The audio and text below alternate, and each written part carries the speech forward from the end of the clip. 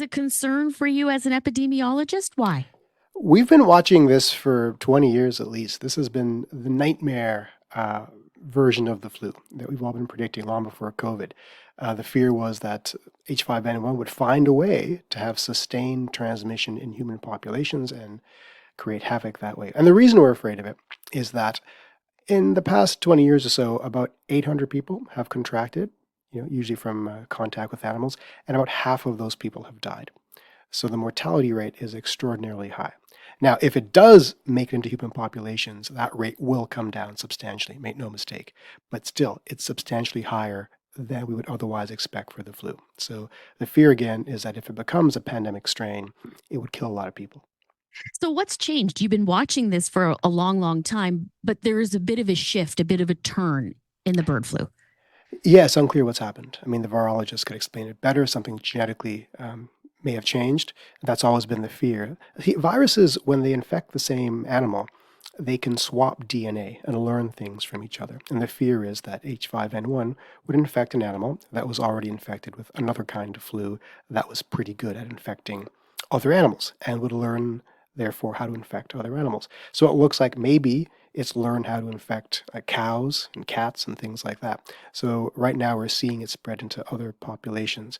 That might just be a product of better surveillance, looking at it more closely. I don't think so. I think something actually fundamentally has changed here.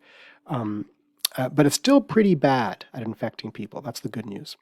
So there's no reason to panic. It will take some time for it to learn how to find purchase in human populations. But when that happens, then we got to move fast to make sure it doesn't take root. We're in Winnipeg. You're in Ottawa. Where is this right now? As far as I know, there are 6 states in the USA that have detected it amongst their agricultural animals. It's been seen in Asian countries for a while. It has popped up in Canada at times. I know of an outbreak in Quebec a few years ago, for example. So it's not unheard of here. It's just that public health officials swoop down, call the populations, whether it's birds or other kinds of animals that have been infected, to make sure it doesn't spread further. And there are vaccines for this. So there's a highly effective poultry vaccine that you could use to, inoculate your entire chicken population in the farm to make sure they don't get it. And there is a human vaccine with variable efficacy that's kept in reserve just in case.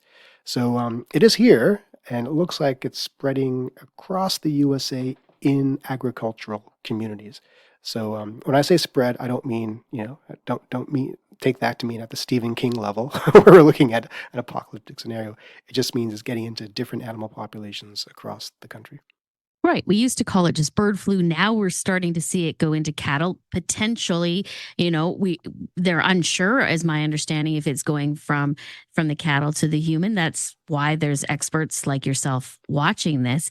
And I found it very interesting that you said that epidemiologists who study, public health don't necessarily talk with the epidemiologists who look after animal health. Yeah, Why would that be important? it's pretty important because pretty much all infectious diseases originate in animal populations. We call these zoonotic diseases because they move from non-human animals into human animals.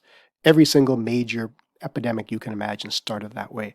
And yet, those of my profession who are tasked with managing agricultural communities tend not to be in the same communities as those of us tasked with managing human populations. So we don't go to the same conferences, we don't publish in the same journals, and we don't know each other. So there are some, failures in the scientific community that need to be addressed. Raywat Deonandan, as always, we thank you very much for joining us this afternoon. It's my pleasure as always. Thank you. Thanks, Ray.